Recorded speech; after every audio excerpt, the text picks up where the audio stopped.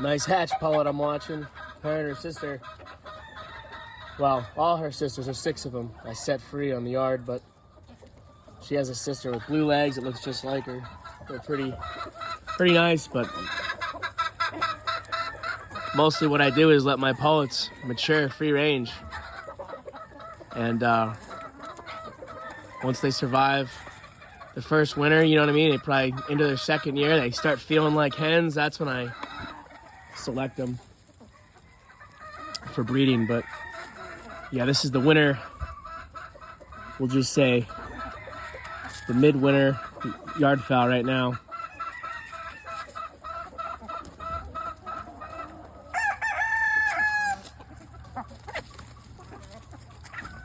Narrowing them down quite a bit, like I do every year.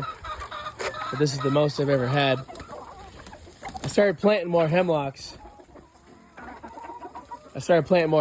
In here to try to get them to be more comfortable in this space, and I want to build some more pens like this in this part of the yard. But I always leave some fowl in the yard.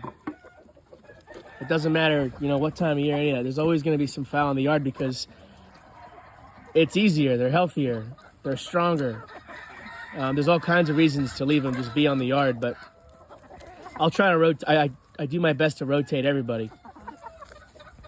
And after 28 years of really experimenting with them off and on, I went to college, I was in the military, you know, I took some breaks, but you know, ever since I was a boy, I had fowl, and nothing is better than American game fowl.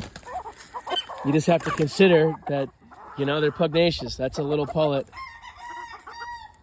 and that's a little stag, and you know, it's part of the deal. You know what I mean? But if a hawk comes down, and this is totally free range. I mean, these guys are bigger and bigger every year. But if predators come in here, you know, they know how to behave. They can evade, and sometimes they'll turn and blast a hawk. My hens, a lot of them will grow spurs, and they'll attack a hawk. An owl or a fox, you know, some of this stuff, people overthink it. It's like a great horned owl, come on, that's gonna take an eagle if it wanted to. A rattlesnake, a porcupine, like nothing's gonna be able to defend itself against a great horned owl. Barred owls, they're pretty serious. I have barred owls here.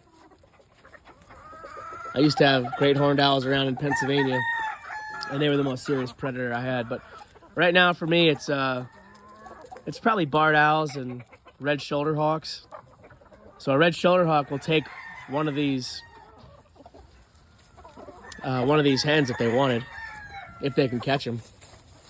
But I've also seen hens attack a hawk, whether it was a Cooper's hawk or a red-shouldered hawk. I have seen cocks of mine, they attacked red-tail hawks, which are larger still than the previous 2 I mentioned. But yeah, in terms of finding places to roost, finding their own food, and then just to look at them, they're just so beautiful. I don't know why people keep trying to experiment with a sustainable backyard flock. Just throw down some money, get an American gamecock, and do it that way. That'd be the cheapest way to do it. Or you get a pair, spend a little bit more money and get a nice hen, and then there you go.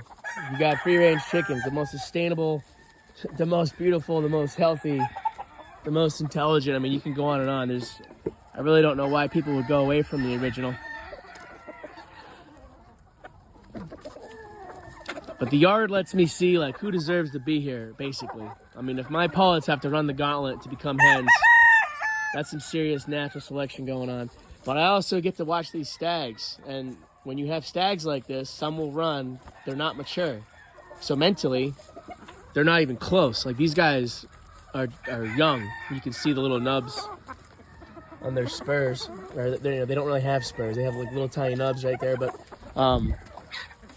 so these guys all run from him, and that's a time-sensitive thing. You got to be on top of it, you know. If this guy was totally mature and that guy was totally mature, forget it. There can only be one. There can only be one yard cock, that's for sure. And but the yard will allow you to observe, and you can see who do the pullets like. you know? And look at these guys, you know what I mean? They're runners. But right now, they're sizing each other up, and it's like, it's coming. You gotta put them in the freezer or put them in a pen, you know? And if they're not good enough to go in a pen, for whatever reason, well then, you sell them or eat them or whatever. And they're great. They're great table fowl.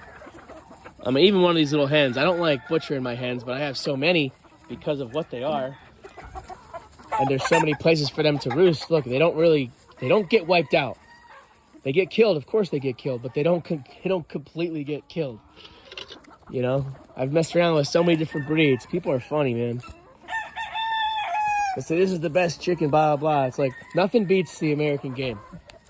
Nothing.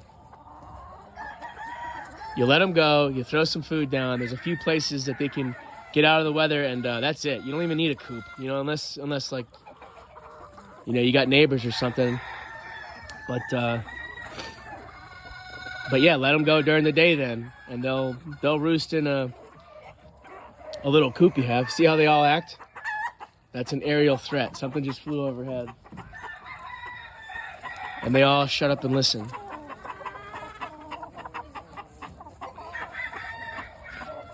So the hen right there just backed down. She's got big old spurs. She just backed down this larger pullet. That's what I mean about that mental maturity. An actual hen or an actual cock they're impressive. I mean, typically a pullet would never mess with a hen, for example. They're explosive, they're strong, and they defend their chicks.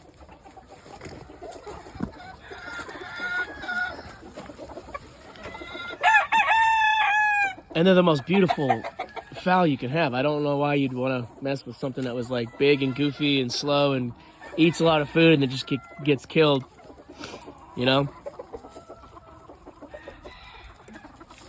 But yeah, I'm thinning out like every winter. This is probably the largest yard fowl flock I had. Our 6th winter here. And so now I'm down to, you know, butchering up some pullets, and there's only one blue left. There's a mug. I got rid of all the mugs. There's a couple mug crosses. But yeah, I had to narrow down. I'm not messing with the mugs anymore. They were not as strong, not as robust as my brown reds. My brown reds, they're still my favorite fowl, like these guys in here. And these little hens matured completely free range. I put them in a brood pen last year. It didn't work out, so now they're like 3 years old. I'm finally gonna breed them to somebody. Maybe this guy. I like him, but we'll see. But yeah, the mugs were not as robust, you know. They just, not for me, really. They're beautiful as well, the mugs are, but no. My brown reds are superior. And yeah, the yard's probably headed back that direction. You can look and see that a lot of dark fowl. The blue's going. And that Dom is half brown red genetically, because I lost the Dom stags, and so I had to breed his mother to a nice brown red.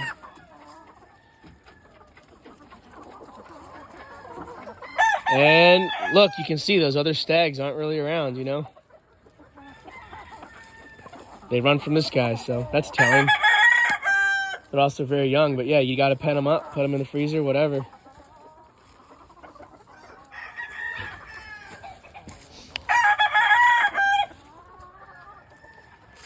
One AC right there on the yard.